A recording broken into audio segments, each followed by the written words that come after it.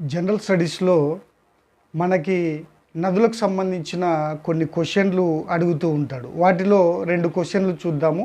ఒకటి the longest river in the world అని ఒక క్వశ్చన్ అడిగాడు. ప్రపంచంలో పొడవైన నది ఏంటి అని అడిగాడు. దాంట్లో చాయిస్ 1 వచ్చేసి వోల్గా, అండ్ సెకండ్ వచ్చేసి అమెజాన్, అండ్ థర్డ్ వచ్చేసి గంగా, అండ్ ఫోర్త్ వచ్చేసి నైలు నది అని ఆప్షన్లు ఇచ్చాడు. దీంట్లో కరెక్ట్ ఆన్సరు ఏంటి అంటే నైలు నది అనేటువంటిది కరెక్ట్ ఆన్సర్. ఈ నైలు నది ఆఫ్రికాలో దాదాపు 11 దేశాల గుండా ప్రవహిస్తూ ఉంటుంది.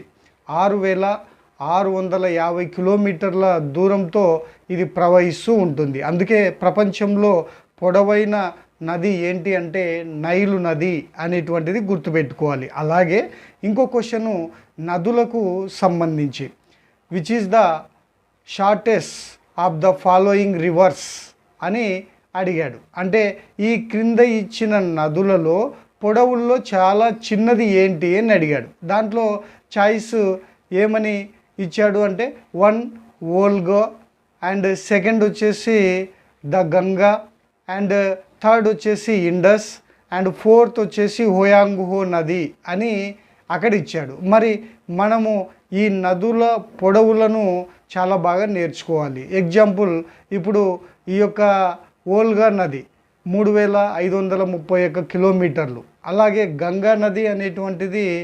2,525 కిలోమీటర్లు, అలాగే ఇండస్ అనేటువంటి నది 3,180 కిలోమీటర్లు ప్రవహిస్తూ ఉంటుంది. ఇక హోయాంగ్హో నది ఇది చైనాలో ఉంటుంది. మరి ఈ హోయాంగ్హో నది అనేటువంటిది ఎన్ని కిలోమీటర్లు ప్రవహిస్తుంది అంటే 5,464 కిలోమీటర్లు అనేటువంటిది ప్రవహిస్తూ ఉంటుంది. మరి ఈ యొక్క పొడవుల్లో చిన్నది ఏమొచ్చింది మనకి? ద గంగా నది. కాబట్టి పొడవుల్లో ఈ కింద ఇచ్చిన నదుల్లో పొడవుల్లో చిన్నది అన్నప్పుడు మనము గంగా నదిగా మనము ఆన్సరు గుర్తించాలి. కాబట్టి ఈ విధంగా జనరల్ స్టడీస్లో ఏ బిట్టు ఏ విధంగానైనా అడగవచ్చు. కాబట్టి మనం అన్నిటికీ సిద్ధపడి వాటిని బాగా నేర్చుకొని మనము ఎగ్జామ్కి ప్రిపేర్ అయినట్లయితే మనకు మంచి మార్కులు రావడానికి అవకాశము ఉంటుంది.